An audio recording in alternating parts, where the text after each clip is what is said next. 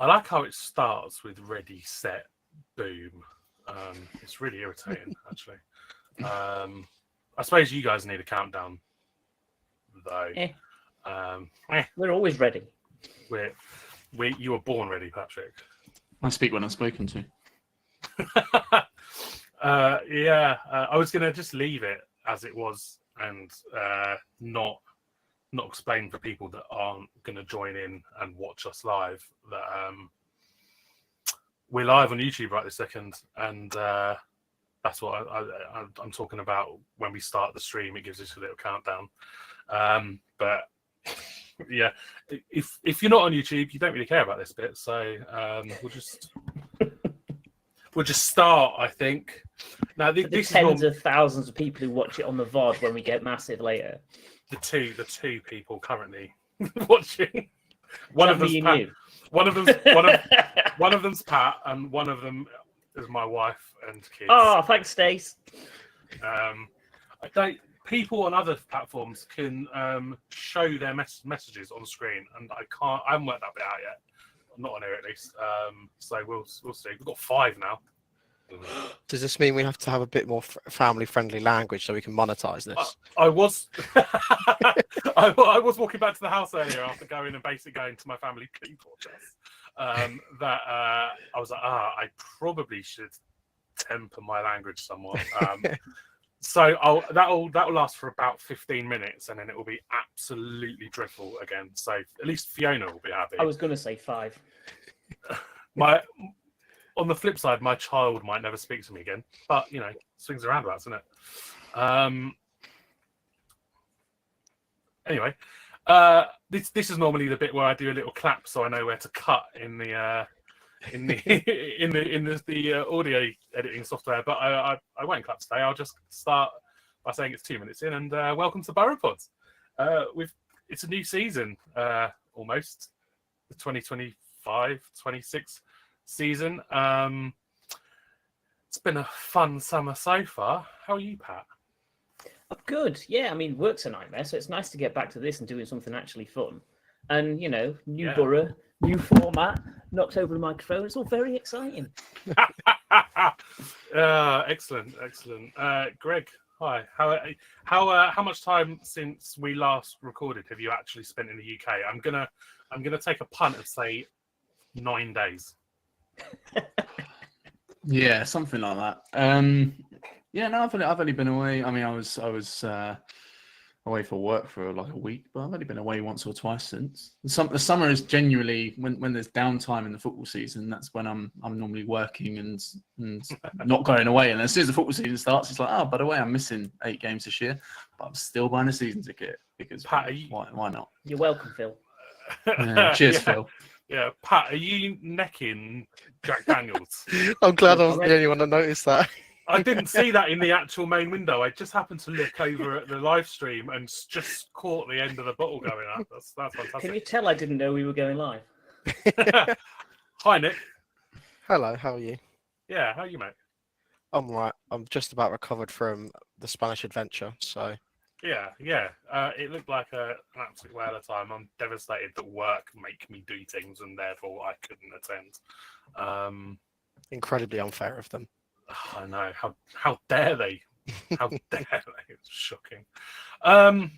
Right. Well, I mean, we haven't done this for quite some time. It's a few months, so we've got quite a lot to get through right at the moment. So we'll start with the retained list. I think most of us are aware of who's been retained, but if you're not, if BoroPod is where you get all of your Boro information from, first of all, what's wrong with you, and second of all, Apparay, Ashby Hammond, Ellis Bates, Dan Butler, Lewis Freestone, Charlie Good, Luther James Wilden, Daniel Kemp.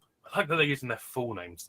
Riley Mitchell, Dan Phillips, Carl Piergianni, Aaron Presley, who is not here anymore, Jamie Reed, Jordan Roberts, Tyree Simpson, Dan Sweeney, Lewis Thompson, Harvey White, Jake Young. Club remains in discussion with Nick Freeman and the Elliot List, who has also gone.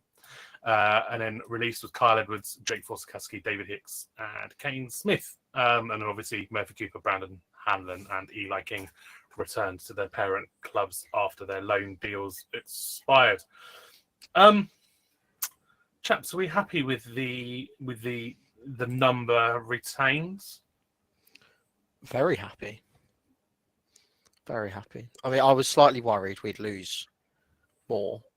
I know they were all in contract, but there was a few that you thought maybe would be sniffing around to look to maybe go elsewhere. But the fact that we've kept the majority of the squad. Cambridge were looking at came to look at Pidge, and then he didn't play the game, did he? Apparently. But I mean, you would if it was Cambridge, wouldn't you? Yeah. But all in all, yeah, fairly happy with the list. Anybody on that list that you were surprised to see retained, Pat? In general, it's more than I expected, but I think the biggest disappointment for me is Kyle Edwards not making it, because the flashes we saw from him were great, and I guess it was just lack of availability that put them off. And similarly for Kane Smith, although even more so. And he's, I think, less disappointing just because he was always sitting behind Luther in the pecking order anyway, so it was a kind of nice to have. Yeah. And we've filled in with someone arguably with better pedigree, so we'll come on to that. But no, I think a few more of the experienced heads staying on than I thought might, particularly given their lack of impact last season. And then some of those moving on like List, then yeah, not surprised. Yeah, absolutely. If we go on to the departures, I'll have the little banner at the bottom. Why not? So like you said, Kane Smith, he's gone to Barnet. He's dropped a little bit further. I know they are League Two now, aren't they? I was going to say I expect him to go to League Two. I just always assume they're non-league because they're absolute pony. It's the average.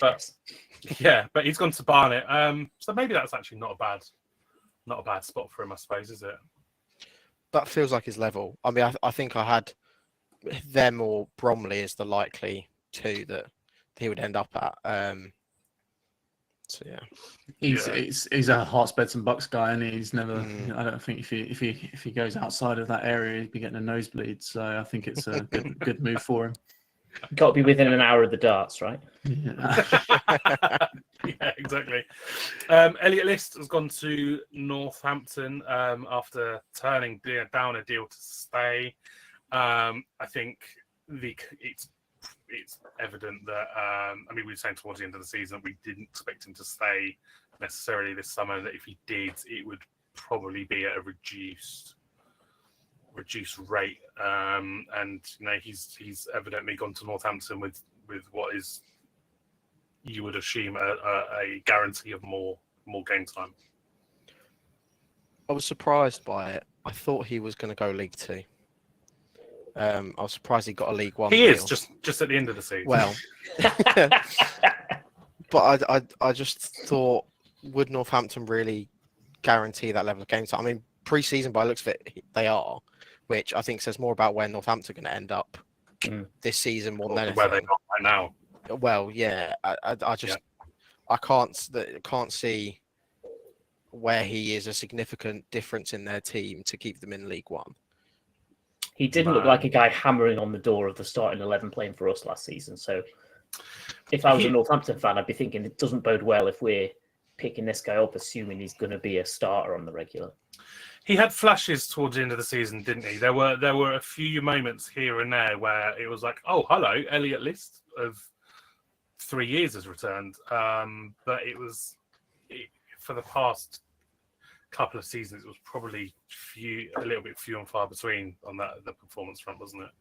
I think he needed the move as well, and I think he's done well to get League One. But realistically, if he is going to get first team football, that's a good thing for Elliot List, and because he hasn't had that for 3 or 4 years because of injuries and being behind others in the pecking order. So I think it's a good move for him. And look, Northampton celebrated that like it was a massive coup, and that's the fact that he turned down Stevenage to go to Northampton. They couldn't stop talking about that. So they did enjoy it, didn't they? Yeah, but I the way I see it was, like, whether it was a money factor or I don't think he would have been promised the playing time that he probably wanted either. So probably a combination of the two. But it's a good move for him for sure. I agree with Nick. I thought he'd be League Two next year, maybe even knocking on the door of a sort of top end National League side. If he could join one of the sort of the National League big boys, he'd probably get the money. Can't imagine the money would be too different to what he'd get at the bottom of League One, let alone sort of the majority of League Two, and he'd absolutely tear it up down there. But you got to appreciate him going and picking the move that it's one going to challenge him, but two going to give him more game time that he's going to get here. So fair play to him. The other sort of the main guy leaving, if you want to call him that, is Aaron Presley. Obviously, he spent the majority of last season on loan at Boro, played 21 times, scored 4 goals. He's already scored a goal for Walsall, and it was a header, no less, in a pre-season friendly. As harsh as it sounds, I don't think anyone's too disappointed by that, are they? I think he found his level last year at Barrow. And I guess the decision for us was, are we going to cash in now or give him another loan deal? And by the sounds of it, we got offered some very good money for him. So we got offered. I mean, we should have taken the Exeter money originally, but but I think that I think it's 6 figures, isn't it, that we're getting? I think after last season, you're going to take almost whatever that you can get for him, aren't you? Because he's not done enough to stay in League One.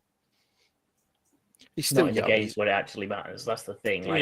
For a guy of his build, we didn't see enough hold-up play. We didn't see enough aerial prowess. It was just not there at League One level at this time, and you didn't see the progression that suggested it was going to be there soon either. Really. No, if you're a centre forward playing in League One, you either will score goals or, like you say, be that kind of player that brings others in to score goals, and he did neither. Let's be honest. I know Barrow seemed to really like him, and I think he had a decent spell up there. But I think it's the right move for him. I think it's similar with List. Sometimes a new surrounding can get the best out of you. Do I think he's going to go and score 20 goals this season? Absolutely not. But if he makes a career for himself, then I think he's got more chance of doing that somewhere like Walsall than he has here. Yeah, I mean, Walsall's not a bad move for him. They had an incredible first half of the year last year until I forget who they had up front, but until they lost him. I don't think Aaron Presley's going to fill that void in the slightest, but I would imagine that they're going to be in that kind of playoff autos position, chasing again. And if he can chip in with 10 goals over the course of the season, I think they'll consider it to have been a relatively successful transfer. It's far less common that you get a 20 goals a season striker at League One, League Two level than it is you get a 10. So if you can achieve that, which I don't think is beyond the realms of possibility, then it's a move that's worked out well for everyone, really, isn't it? Yeah. Yeah, you hope so. You wish him all the best. It's just not worked out here at the right time. I think financially for us it was brilliant. Obviously we don't know the exact figures, but any real cash and not monopoly money is a bonus. So I think real money, and getting him off the books so that we can bring someone else in. I won't talk about the three released David Hicks, Jake Forster-Caskey, and Carl Edwards too much at this stage. Because I want to sort of talk about a couple of them. I mean, David Hicks, youth player, clearly didn't have what it took to stay at League One level. Good job re-recording him, though, from his loan last year. Yeah, absolutely. But the other two, I want to talk about Kyle Edwards and Jake Forster-Caskey while talking about some of the transfers in. What a great segue. Actually, before I do that, let's just go back. I came too soon. Riley Mitchell has gone to Norwich. Who he'll go straight into that under-21 setup. The Norwich fans were confused when they announced the deal. Said, "Why do we need another goalkeeper?" Not realizing that he's 19, and he's several years away from becoming anywhere near challenging for the first team. But I think it's a good move, and it's another endorsement of our academy, because another young lad has been plucked and taken up to a decent level with Norwich, and it's going to earn the club some decent money, regardless of how well he does moving forwards. That's a good move for him. I hope it gives Woodford an opportunity now. I mean, I know he's still a really young kid, but I think it'd be good to see him around the first team a bit more, obviously, because Riley benefited from that. I think. I did hear a little bit of chatter that he might be going out on loan, though. I wouldn't hate that either. And experience is not a bad thing. No, I mean, for Max Woodford's National League South, even National League, perhaps, go and really give him a sort of baptism of fire. Like 16, 17, right? Yeah, I mean, don't send him any lower, because at that age he seems to already be capable of playing at a higher level, sort of skills and ability wise, if not necessarily like at the physicality level. He wears Puma Kings, so give him a 5-year deal. Right. Anyone who wears Puma Kings should get an automatic 5-year contract. Come on, Phil. Yeah, I mean, that's why I pay for my season ticket. I don't necessarily disagree. They are nice boots, but yeah. Anyway, we will move on to transfers in now. So Jordan Houghton was the first in through the door. 29 years old, from Plymouth. Plymouth fans were disappointed that he's gone. Whether it was the club not offering him a deal, or whether it's turned down and he moved on, I'm not entirely sure. But that's a fantastic signing for the club. He's a decent, very, very decent defensive midfielder. And while he's not a midfielder in necessarily the same guise as Jake Forster-Caskey, he does carry some of those sort of ball playing skills, and his distribution, particularly going forwards, is pretty good. So that's a signing. Just one thing on what I like about that signing more than anything is, I think last year when we had a lot of games with Harvey White playing in the middle with one of either Thompson or Phillips, and Phillips probably pushed on a bit further. Having someone who can just break the play up in the middle of the park is, I think, so undervalued, and that's what I think what he will bring. And obviously being experienced, and I'm the same as you. Like, I'm not going to say I've watched loads of games of his at all, but I always go by the reaction of the opposition fans, and the Plymouth reaction was a lot of very, very gutted people, especially because obviously them coming back down to League One, they probably felt that he could kick on and be a very important player for them. So yeah, it feels like a hell of a signing. Yeah, it wasn't a name that jumped out at me, but then solid defensive midfielders for other teams often don't. But you look back at the record: 42 games in League One, 44 games in League One the season they got promoted, 40 games the season they stayed up in the Championship, 30 last year. So I guess maybe a bit of time out injured last year. It feels to me like a reliable veteran player that has achieved the promotion that ultimately this club wants, and stayed in a team that survived at the next level up as well. So it's exactly the sort of experience you want to be bringing in, particularly in that defensive midfield role where the experience really matters.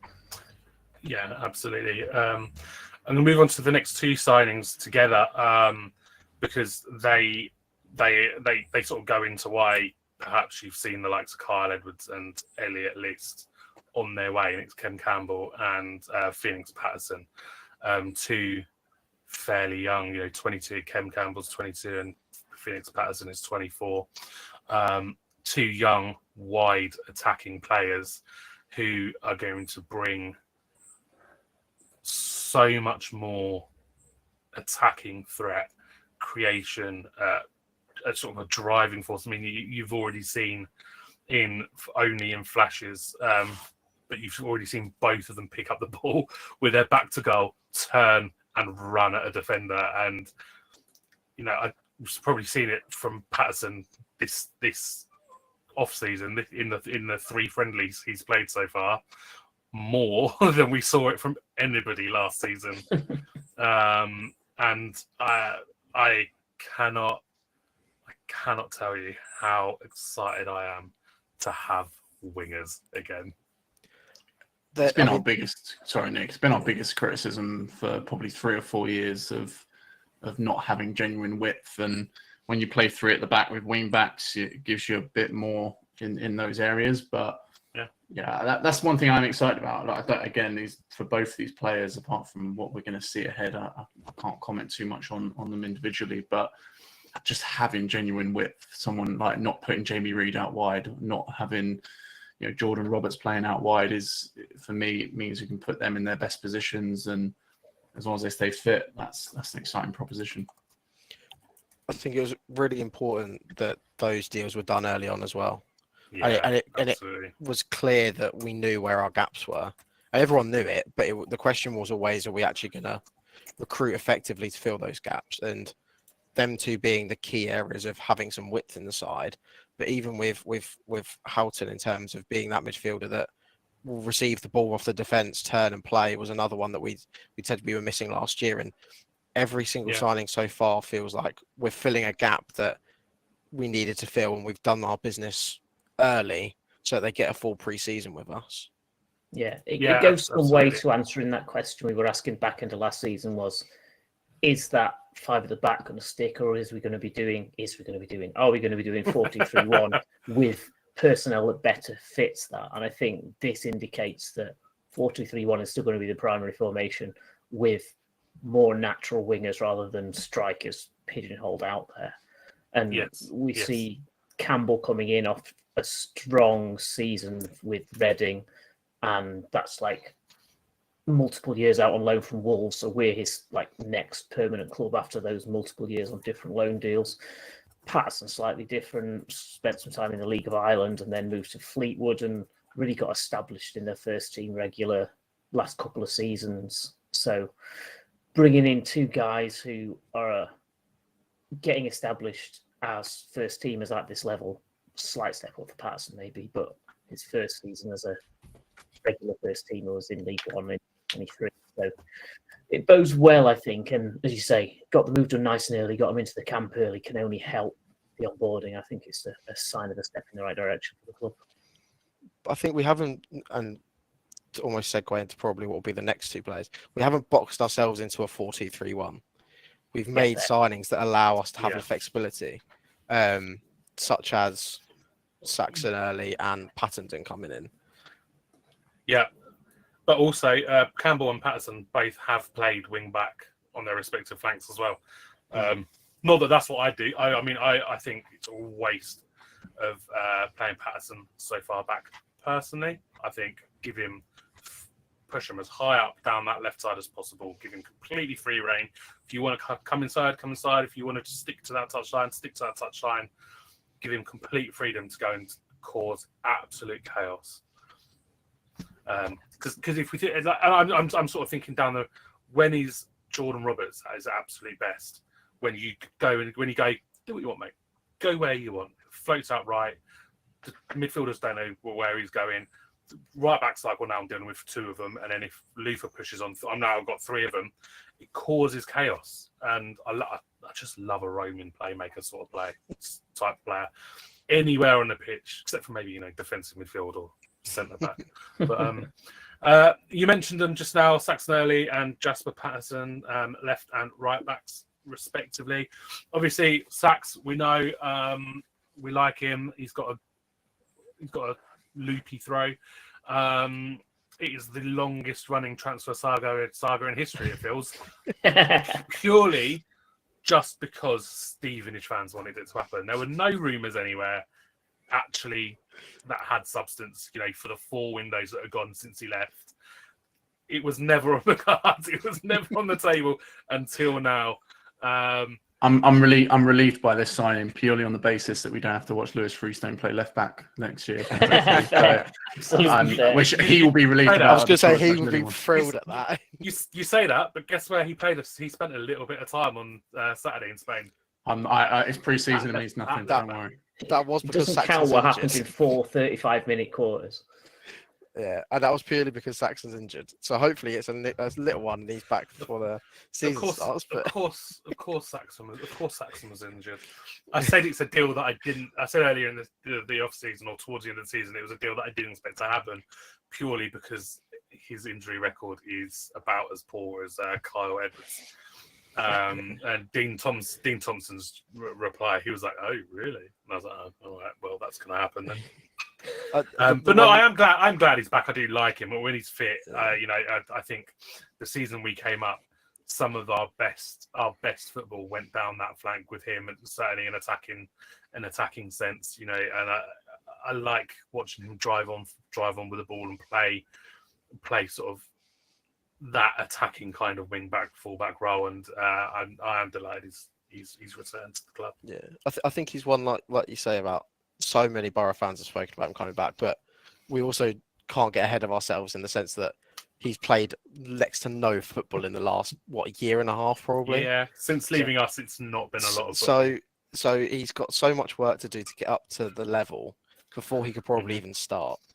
I think that's fine though. When you've got, Butler's still going to be the number one choice there. So it's not like we've brought him in to be the number one left back. So I think the pressure there is kind of off to a certain extent, and you can concentrate on just hoping that he stays fit and then be there when for opportunities in the trophy or Carabao Cup or whatever it might be. But Butler's still going to be that main man at left back, and I'm good with that. So as a backup, they've got a guy they know has the capability and has the mentality and the personality they want in the dressing room with them, having had him here on loan before. So. He's still young, right? Was he 21, 22? Like he's not, he's not like he's 25, 26 and hasn't played a lot of football. 22 years old. I think his first senior football was with us, wasn't it? A couple of years ago. So it's a top signing. Delighted with it. Another signing that should be breaking news, although it happened just long enough ago that it's not really breaking anymore. It was announced 3 hours ago that Matty, trialist Matty, Mateus, I've lost completely Roberts. His name. Roberts. We've already got one of those. How have I forgotten that? Mateus Roberts, former Ipswich and Arsenal young youth player, has joined. Again, another wide player, and he's made an impression in pre-season, hasn't he? He's our top goal scorer in pre-season. Top goals for 5 goals, 5 in 4. 5 goals in 4. It was a no-brainer. Almost every time you heard, there was a tweet that came out during these games. It was almost every single time it was trialist drives forward, trialist has a shot, trialist has scored. I can't remember the last time we had a trialist that I was like, "Oh, please sign them. Please sign them. We need to sign them." Maybe we had Theo Archibald here on trial. He played a couple of games with us. It might have been the summer before he joined Orient, or he might have joined Orient that summer. I can't remember which. All I can remember is 1, being disappointed we didn't sign him, and 2, then being disappointed he'd gone to Orient. But we've never really had trialists for the last few years, have we? There's not been as many as there have been, but that's because we're not releasing the entire squad every summer. So it helps. Reece Hannam was the last free trialist that I can remember us actually signing. Wow. Yeah. Everyone thought it was Arnautovic. Yeah, I'd definitely preferred Arnautovic. I think our business. Oh, hang on, sorry, I haven't mentioned Besla Bala either. A player who since the last game we played, or the penultimate game we played before COVID ruined the season, who at Crawley I went there, he scored a goal and he assisted, and he absolutely destroyed us. And I remember leaving going, I hope we sign him. 19 transfers for him later, it feels like. It feels like he's played almost everywhere. In fact, I'm going to have a quick look. Because it's only 5 years since... I've got, whilst you're looking at, I've got to clarify here. COVID didn't ruin a season. COVID saved the season. Saved the season. COVID certainly saved our season. Do you want the team list? Bez Labar, it's right, I've got it. Okay. He started his career at Birmingham, went to Crawley, Blackpool, Northampton, Colchester, and Burton before joining Wickham, and now he's here. So it's a lot of moves, but it's a lot of loan moves where he just doesn't seem to have settled. But if he can come in and have the kind of season for us that he had with Wickham last season, not stunning by any measure, but good, solid season. It's a signing that he's another one. The reaction really from the Wickham fans said a lot, right? I mean, everyone on their side seems almost disappointed or seemed like they were missing. I think it was more 50-50. Pattendon, everyone was like, I can't believe you let him go. So, there were a few that went, oh, it makes sense because he's third choice right back. But everybody was like, as a man, I can't believe you let him go to Stevenage. Bez Labala, a lot of people were like, yeah, it makes sense. But a lot of people were like, he would have been good to sort of have kept around the squad. So, but we know what he can do. He runs at players. He's creative. He's also, built like a brick shithouse. So he can hold the ball up, hold defenders off, and bring other players other teammates into play. So it's absolutely, it's a signing that I'm excited about, albeit 4 years too late, or 4 years later than it should have been. Yeah, he's more depth. I mean, with some of the other signings we made. Yeah, our squad now feels like we have depth. Last couple of years, we've kind of always had the odd position where we felt really weak. But left backs felt Yeah. Precarious, hasn't it? Yeah, but Bez coming in and playing in one of those wide areas gives us cover. We've got four wingers now. We've gone from having no wingers in the squad last year to four. Well, I mean, list, but we've got four in the squad now. Yeah, I mean, you could argue Young could play out wide as well, so that makes five. Well, I'd rather he didn't. But he could play off that. He could play off the left, and that's what he's done a couple of times last year. Yeah. Pattendon could play as a right wing back or a right winger. He's done it previously, so we're definitely not short in the wide areas anymore. See, I mean, I think. Sorry, Nate. Pattendon's an interesting one though, because he clearly left Wickham to play first team football. But if we're gonna be playing four at the back, I can't see him getting in ahead of Wilden.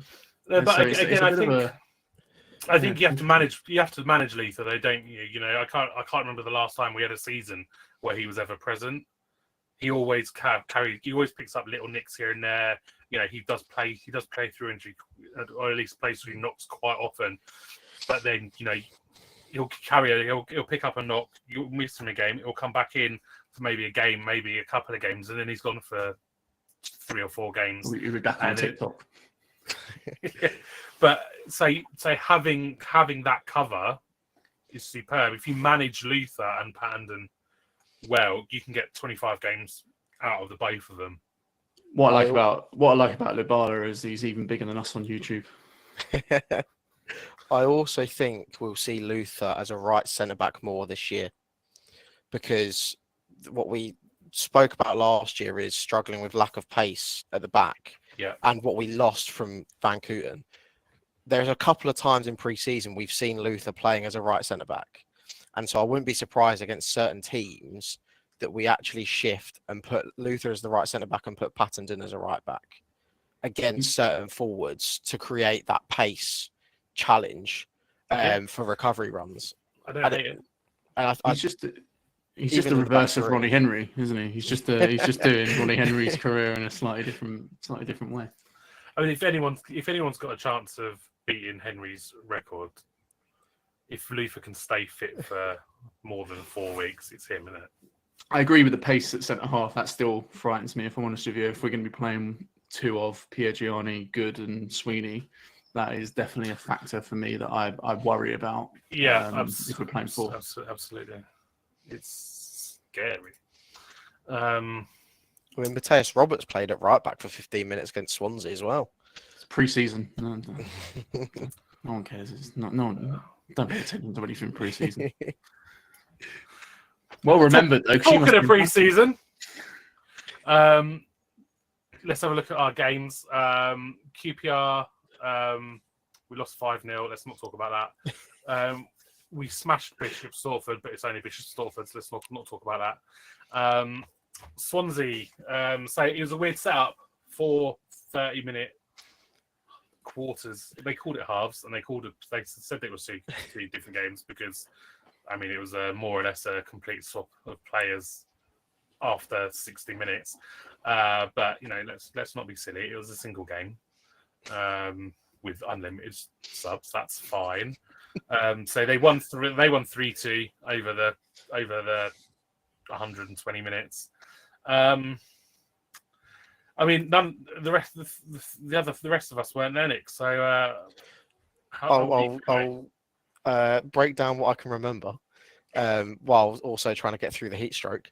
But to be honest, it was a very even game between both hours. Realistically, we conceded 2 goals, arguably all 3 from goalkeeper errors. Our trialist goalkeeper made 2 errors in his hour on the pitch. So I hope he is not signing on. And then equally, I think it was a similar story from what we saw last year, where we just weren't as clinical in the final third as we probably should be. We created a lot more, especially considering the heat. There was a lot of energy on that pitch, but there was a few chances Reed had where he hit the side netting or hit it straight at the keeper. And there was a couple. I mean, we had a late penalty shout, that kind of thing. But all in all, was a very, very positive performance against a decent enough championship side, who weren't exactly putting out their youth lot. So no, I came away very optimistic from that game. What the game was available. It was streamed. It turns out that the Pinata Arena streams all of their games in the summer that are played there. So I watched some. I didn't have time to watch much, unfortunately, but I watched some. And from what I saw, it was a very, very even, competitive game for large parts. I managed to miss all 5 goals, but the length, the time I spent watching, it seemed like it was a really decent, competitive match, which you don't always get in pre-season. You know, a lot of the time. I can't remember the last couple of games I've been to were us versus St Albans, and me and Pat went to that one, and it was shite. Boring game. Hitchin, boring game. St Neots, boring game. I was more interested in the beer at St Neots than the actually, to be fair, and St Albans. Yeah, the only negative that came out of the game was Dan Phillips getting injured. Yeah. Really. So hopefully that won't be too bad, but it didn't look like a good one. So that might be a bit of business we end up doing at the back end of the window just for a bit of cover. Yeah. But no, other than that, generally a positive day. And we got a lovely photo at the end. You did, yeah. It seemed like it just seemed like a really fun couple of days out there, and I'm still pissed off I couldn't make it. Yeah, no, I think it that kind of end point for me solidified that we've got a really good group. And I think Ravel's interview after the Bishop Stortford game spoke a lot about characters and how he's really focused on making sure it's the right characters that they're bringing into the group, not just from an ability perspective. You can see where that's been done in abundance to get the right people in. I mean, the fact that we spent the whole of pre-season looking at Roberts before we signed him, I think was probably a bit around ensuring he's the right character, which I think we probably, Ravel would admit, might be where he fell short previously. in his previous stint, because it didn't feel like we had that same.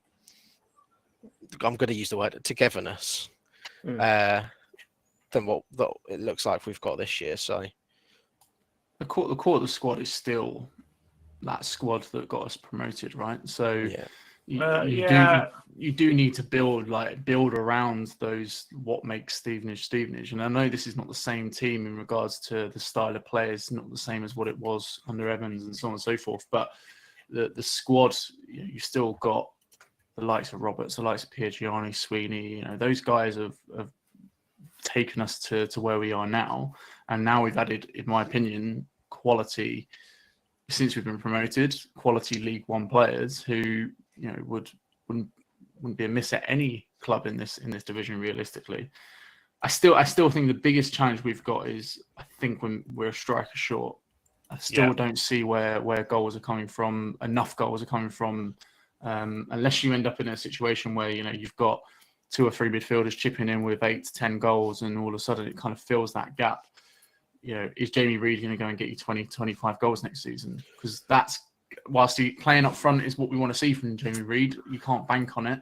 Appare's got 1 since he's joined us. There's big question marks on where the goals are going to come from. Albie's just asked Sky Bet I saw that. for odds on Jamie Reid scoring 25 goals this season. I think we'll score more goals, but I think that will be because we'll create more chances. And what we've seen as a bit of a theme throughout the pre-season games, again, is only pre-season, but in terms of the pasture play, is very much these wingers get into the byline and having these cutbacks, and that's where Reid scored a lot of goals. Previously, was just in and around the 6-yard box. I think the only pertinent point Gabriel Sutton made on his pre-season predictions about us was that we created a lot, but we missed such a high proportion of chances last season. It's something that we said.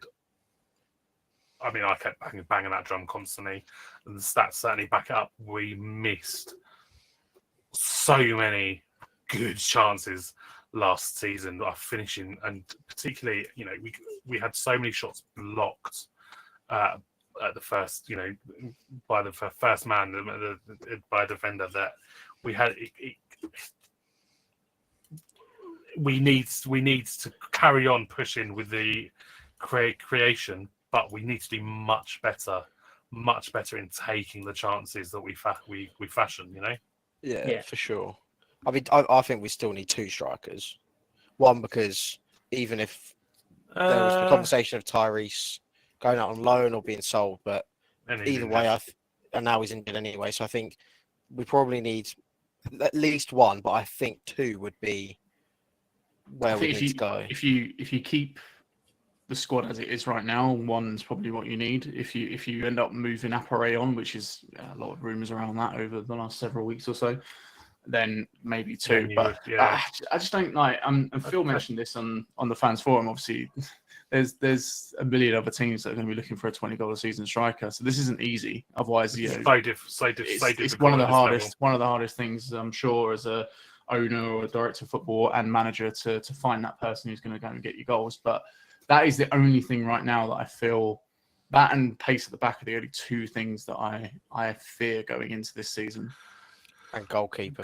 Yeah, I mean, the spaces in the squad are up front and goalkeeper. I don't think there's any room for anyone else. I mean, we've got, if you look at our front line, Appare, Reid, Young.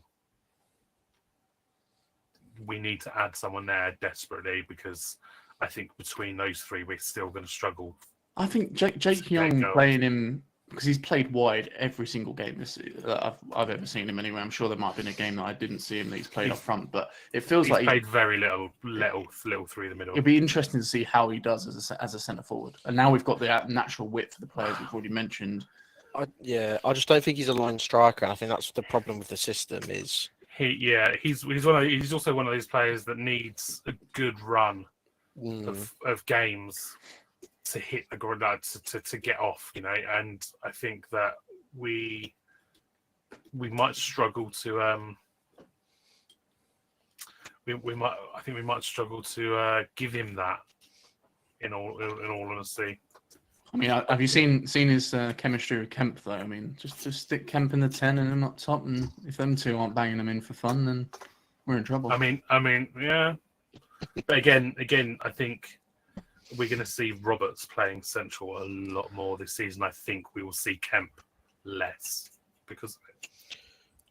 But again, I think those two is another situation like we have with Luther and Patterson, where I think you manage both of them.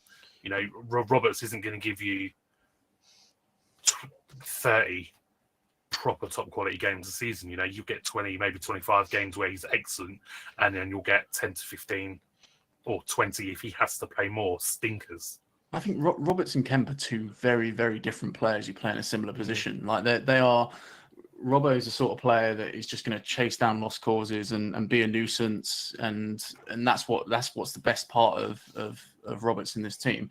Whereas Kemp is a bit more, you know, he crafts out opportunities and picks up pockets of space that no one else would even find. And so I think it will be more a case of playing them in the games where they feel like they're best suited, rather than it being a rotational thing to keep Roberts fit. Because I agree, Roberts now got to be 32 or whatever he is, but I think it will be more a selection choice more than anything else. But that forward position, whilst there are 3 or maybe 4 out-and-out centre forwards in this squad, none of them fill me with confidence that they're going to get 20 goals. No, that's 10. Yeah, that's the thing, isn't it? By this stage, you know, we're fast approaching the beginning of the season. How many strikers that are potentially going to get you 20 goals are even available now? Michael Cheek. We've sort of got that window of championship sides and then premiership sides getting their squad sorted out and working out which youth players are surplus to requirements for this season and trying to go out to get experience. So it's not over in terms I also don't think youth players are necessarily the route that you always want to go down with it. Like if you look at some of the younger players we've brought in on loan in the past, like the guy from United, McNeil, whatever his name was. He had a couple of flashes, played well against Orient, and then just disappeared off the face of the earth. Like almost just couldn't even get in the squad. He just wasn't ready for League One football, was he? But that's the problem with the loan. That's the problem with loading from youth, right? It's a bit of a hit and miss of whether they are going to be ready or not. For every 10 shots he plays us one Luke Freeman. Yeah. But I think the signings of like Patterson, who is very good on set pieces, especially free kicks, there's been a real kind of focus on set pieces again this year. I think the expectation is that we're not necessarily going to get a 20-goal striker, but we will get goals from your wide areas. Kemp needs to get his 10 again. If we can get like Pidge scoring 7 or 8 again, and Sweeney chipping in with 4 or 5. Yeah, the success that we've had over the years, like the year we got promoted from the National League, was exactly the same, right? We had Charlie Griffin and Yemi Odebadi up front, who scored 8 goals each, and then everything else came from other positions, and even going up then from League Two, I think top scorer was Moose with 10, maybe something like that. I can't remember, but I've got no problem as long as you get the goals around the team. And in the last few years, I mean, who was our top goal scorer last year? How many goals did they score? Probably. I think it was Kemp or Reed in the end. Yeah, Kemp with 10. If you look down then on that list, you haven't got anyone else above probably 5. Reed scored 8. Yeah, and then it dropped to like 3. I think List got 4. Yeah, we did. We scored a pitiful amount of goals. I think it was 42 goals in the league, which it's fewer than a goal a game. It was pitiful. But it was so much. It was about crosses from the byline is the key one, isn't it? Because we need our passages to play ending in dangerous chance creating opportunities rather than Louis Thompson frustrating 25 yards into a guy who's 20 yards from goal. We did a lot of that last season, getting those balls in from the wide area. There's never anybody on the penalty spot. I just don't know. I don't know if that's just something that isn't coached anymore. But like as someone who wasn't good enough to be anywhere near good enough. Someone who goes home for a living. as somebody who was never anywhere near good enough to play professional football, I played in the box. Very, very, and I've said it a load of times.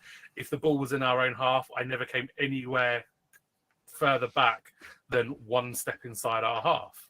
I would hug that halfway line. I would move move constantly to find space.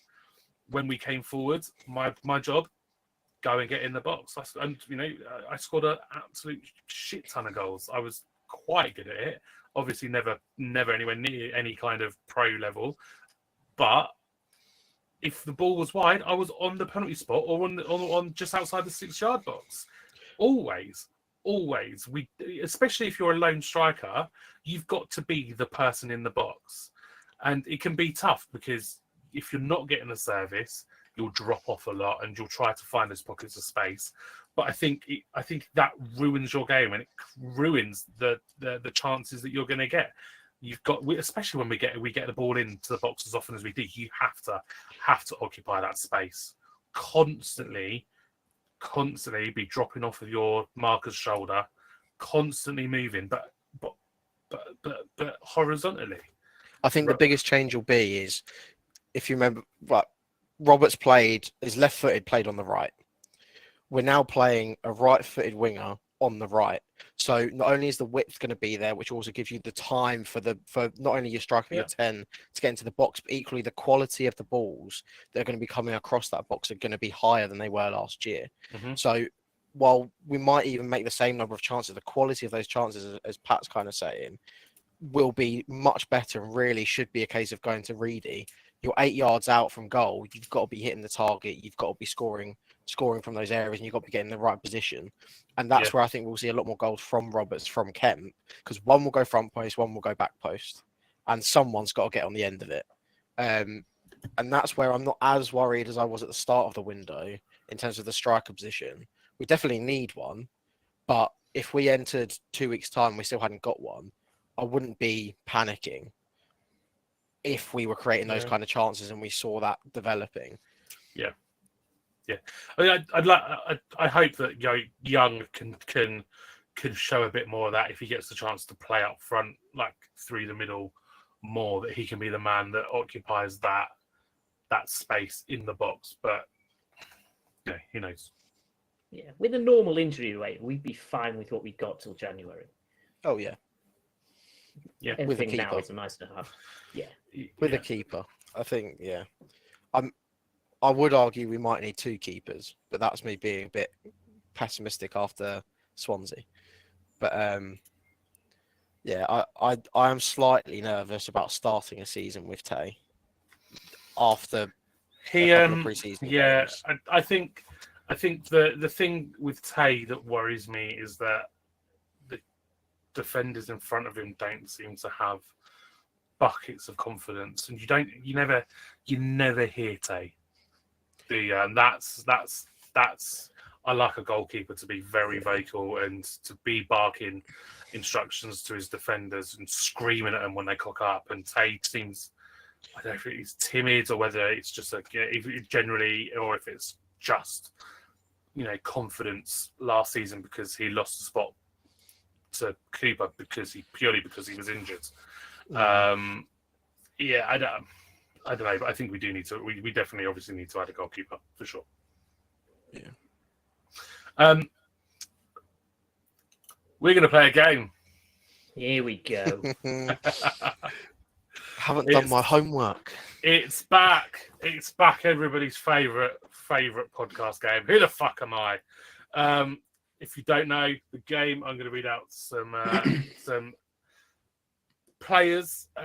Their club history. You got to guess who it is from the clubs they played for. Sometimes I drop in appearances and goals. Sometimes I drop in the years. Sometimes I don't, and I try to make it more difficult. So here we go. The first player started his career at QPR. Pat. I'll be so annoyed if you get it immediately. Go on. Well, I've already said him, Luke Freeman. No, it's not Luke Freeman. Before moving on loan to Woking. Ooh. Appropriate. And then again on loan to Crawley Town.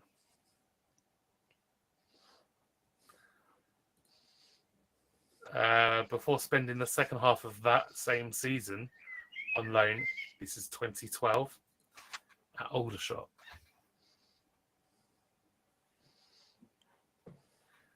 Then he spent a brief period at the beginning of the 2013-2014 season at St Johnstone. Pat. Go on, Pat. Michael Doughty. It is Michael Doughty. Shout. Son of a bitch. His next move was a loan move to Stevenage, where he played 36 That's what I times, remembered. scoring twice. Then Gillingham on loan, Swindon on loan, Swindon again on loan, before a permanent move to Peterborough, before then heading to Swindon Town. Damn. The second player started his career at Celtic.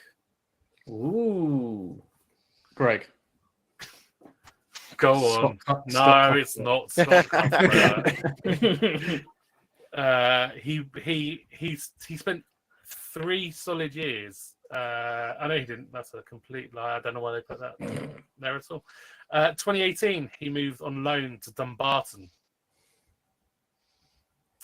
before another loan to Alloa Athletic in 2019. He then moved on loan for the remainder of 2019 to Forest Green. Greg. Rovers. Go on. Jack Aitchison. Oh, It is Jack Aitchison. good shout. So it's 1-1. Well, 1-0. Sorry, I forgot about you for a minute, Nick. I'm not gonna lie. I never do well in this game anyway. So you got the same number of points as Nate. So it's fine. The next player started his career in 2011 at Barnsley. Barnsley. Pat. Go on. Danny Rose. No, it's not Danny Rose. 2015, he went on loan to Ipswich.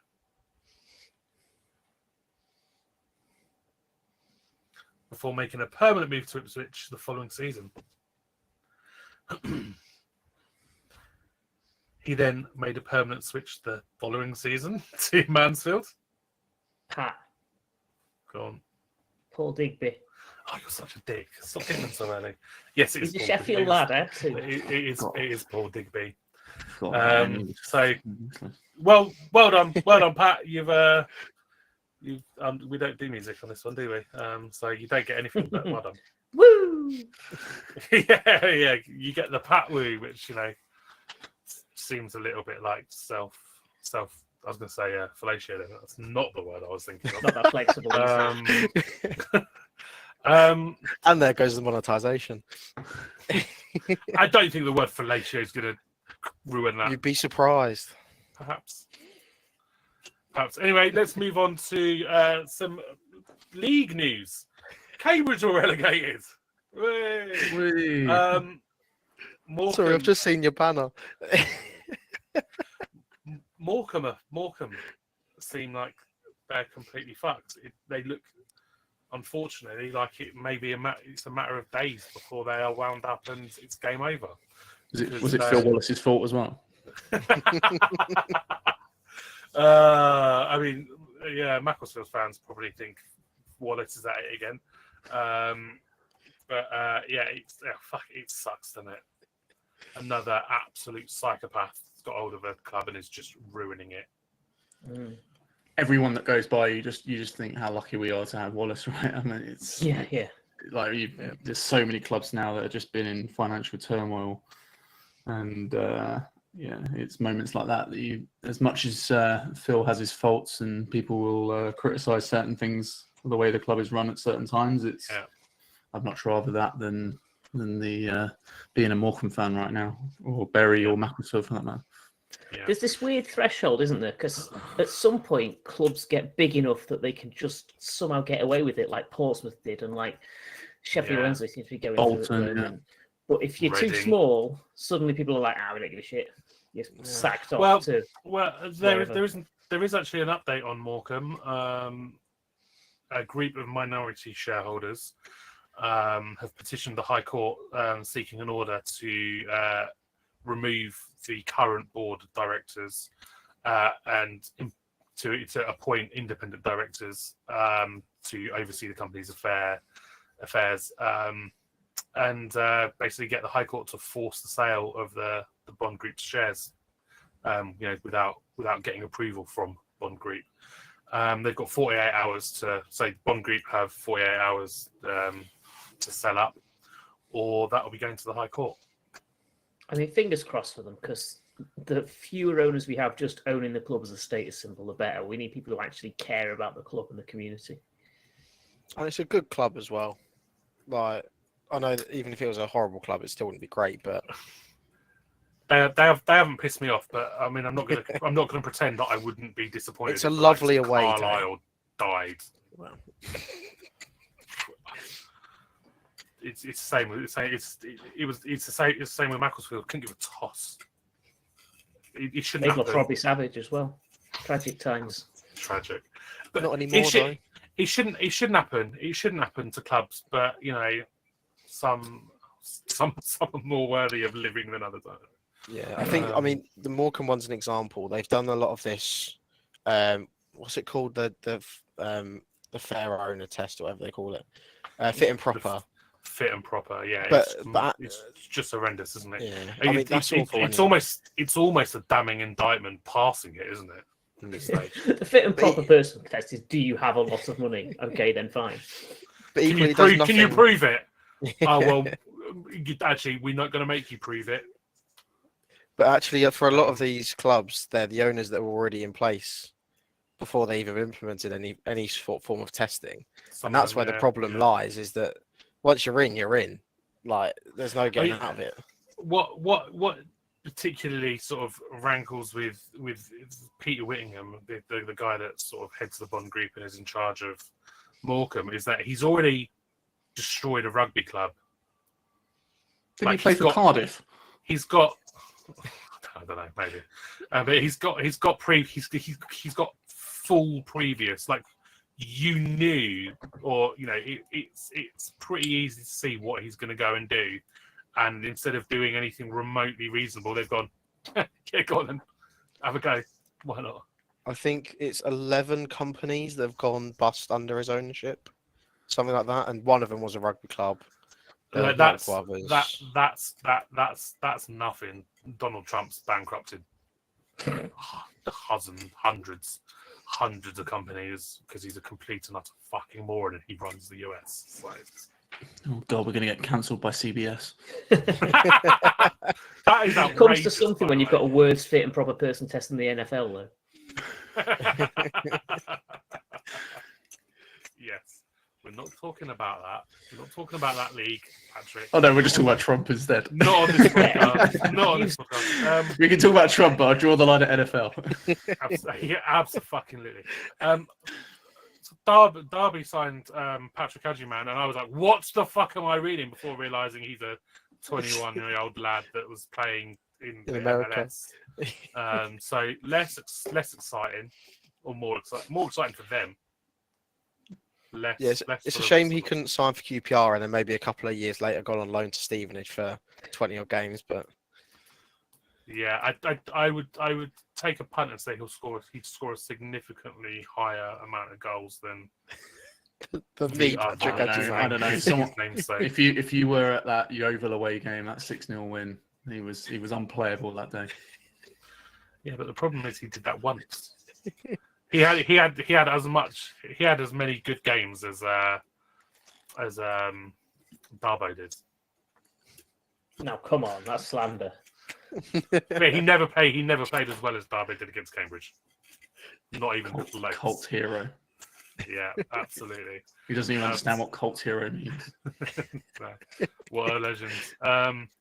Walsall beat Villa. It's nice to see another League Two team do that. Did Presley score? No, he didn't. Shame. And Carlisle gone down to the non-league. What a big man you are, Michael Boswick. Just have to throw that one in there. That's all I've sort of got, really. Although we did have one good question thrown our way on Facebook. Ooh, on Facebook, you get good questions on Facebook. I know. I mean, I'll be honest. One of the questions we got was not worth reading. I addressed that directly. Oh you're dear. going to make me go on Facebook. Jesus Christ. And Nate's ban will end in 6 weeks. No, it was sent direct. It was DM'd to us. So Paul Sorrell on Facebook asks, "Is this squad good enough to make the playoffs?" That's without adding a goal, without adding someone that is going to score close to 20 goals a season. I don't think it is, but we are close. I think the ceiling for this. I mean, if depending on how much of a stinker other clubs have, right? I think that we have the chance to compete for the playoffs. I think we could see another season. I would say this year is League One is. I mean, you don't have those runaway teams like last year. Like I think Huddersfield, you've got. I don't know. I don't think there is. I don't think it's as competitive in that regard. I think it's a lot closer than it was last year. I think. So, I think across the board, I think you're right, but I think Huddersfield, Stockport, and Luton will be clear of the rest by some way. Because Luton have had quite a good transfer window.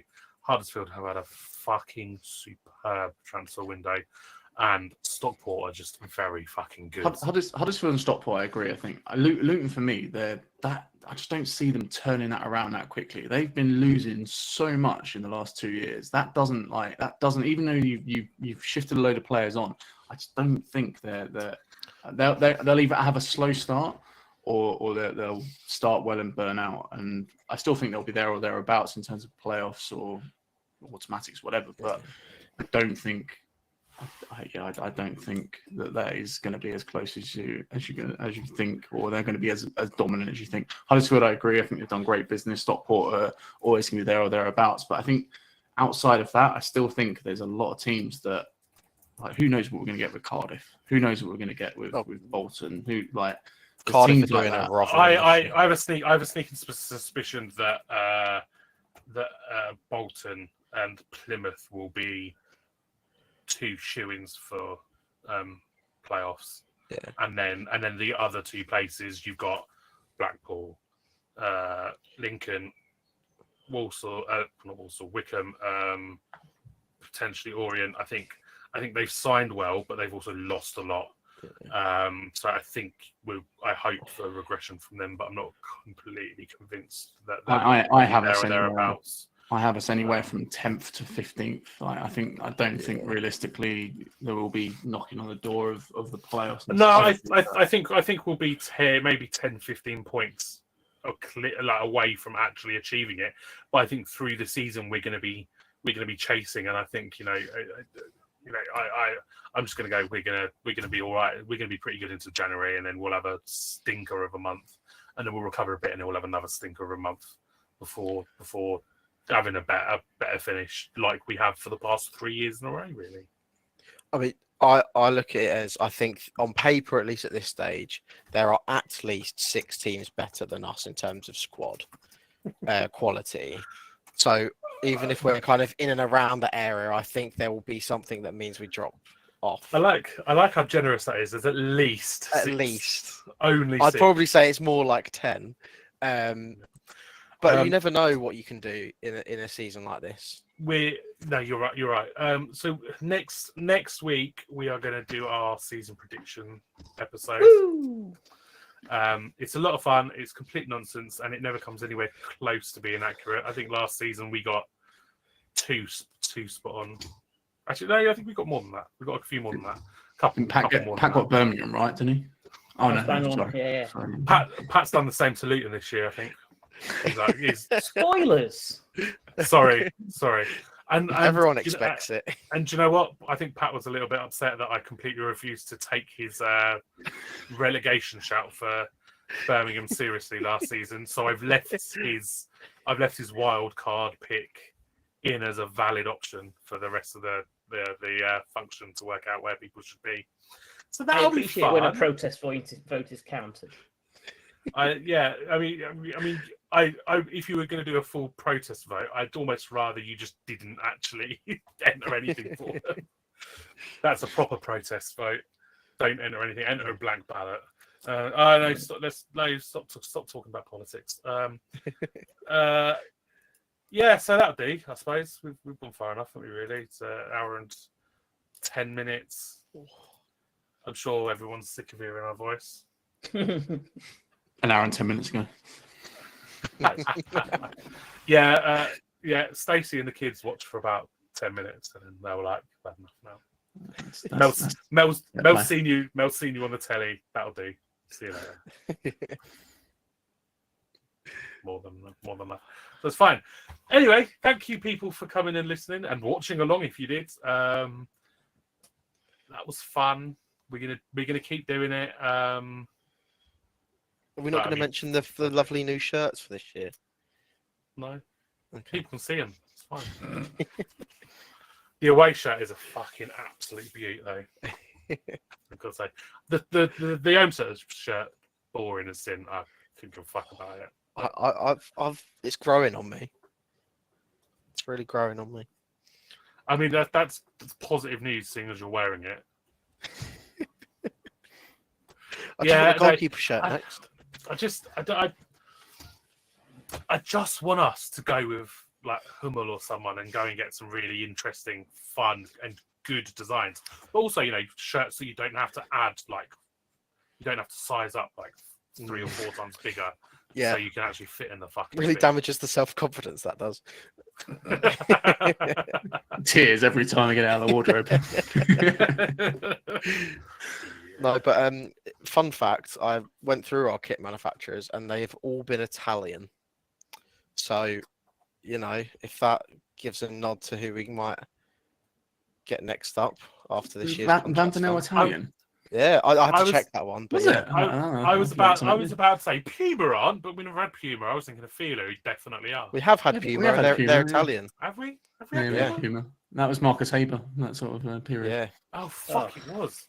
Are they really Italian? I had no idea. Oh, that's annoying. That explains why they're shit then. But no, so... But none of them are as bad as Macron. Carbrini was the worst. Oh, I don't think any of the shirts we had with them were particularly bad. They were just not particularly interesting either. And the quality was absolutely shocking. I didn't get any of them.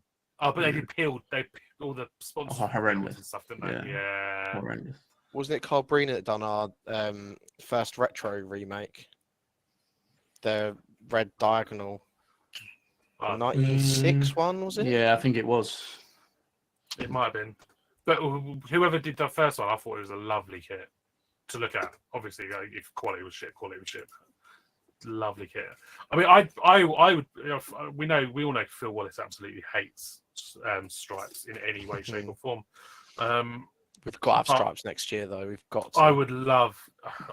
Well, I mean, what was our first kit? Was it even red and white? I think it was white, wasn't it? It depends if you're going right back to the Pro Pack days. There is a Boro Kits archive.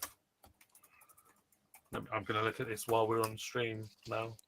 I love the fact we've done the classic what we did at any time last year. Just try to end the show and then go off for another 10-minute tangent. That's nothing, but just entertains us. Yeah, it's just selfishness. Why the fuck not? Why the fuck? It's always when I need a piss as well. Can't even sneak off anymore. It's an hour. No, exactly. Yeah, it's live. I can't. I mean, you can if you want. I mean, Pat regularly just sneaks off for a piss in the middle of the show. Yeah, but not when we. No, that's when his internet goes. Our first kit in 1976 does seem to be just red and white vertical stripes. So, maybe. I don't mind stripes. Probably a hot take in this day and age, but I don't mind them. No, I'm fine with them. But the 96 sort of conference winning kit it's iconic, isn't it? I absolutely love the one that we remade when the year we went up. Was it 99 we originally had it? The 98 2000 one, the black and red one. Yeah. Oh yeah. The remake of that was quite nice as well. Yeah. And we went up with it, which is always an added bonus. Absolutely. So what you're saying is next year, if we make a retro kit again, we'll go up. We'll be going up. Cheer up, What a Phil. way! What a way to mark the 50th anniversary. Yes. I was going to ask. I was going to ask tomorrow at the meet the chairman thing, if there are plans to do anything special, considering it's our 50th anniversary. Things like Port Vale, Sheffield Wednesday have done in recent years like classic kits and classic badges and that sort of thing. But I'll drop in, just put it out there. The last time we did a sort of throwback kit, which was the 98-2000 kit, we fucking went up. So it's an omen for it. We Oh, can wait, even go back it to was a Araya. Oh, right. Oh, no, I didn't like Araya. Okay. I didn't like Araya. Although, every time I think of that kit, what year was it? 2006? Barry Laker, back in those days. Oh, the red and white stripes. Yeah, the red and white stripes, yeah. Yeah. ABC and multicoloured sponsor, which was Yeah, horrendous. dreadful. Yeah, that's dreadful. Absolute minger. The 04 one was my first ever kit. Anthony Elding on the back. What's the solid red? No, No, that was 2002. That was definitely Yeah. trophy year. Wasn't the red and white striped. Yeah. Yeah. My first was 94, whatever that was. Shut up, everyone. Let's finish. Yeah, I need a piss. time to go. Thank you, everyone, for listening, joining us, watching, whatever you did, or whatever. Talk to us on Twitter or Blue Sky or Facebook or YouTube, or not at all. Or shout at us at the Lamex, or if you see us randomly in the street, call Nick a prick. It's fine. Otherwise, Happens anyway. how do I usually sign us off? Nick a prick. I quite like that. It's a nice sign. Yeah, up the Boro. There we go. I remembered up the Boro. And we get the woo. Of course, we get the woo. Anyway, oh shit. Now I have to do this properly and finish it. Actually, at the time, I can't leave it running for ages, like I'm doing now, and then for a cold close. This YouTube thing's really fucking it up, isn't it?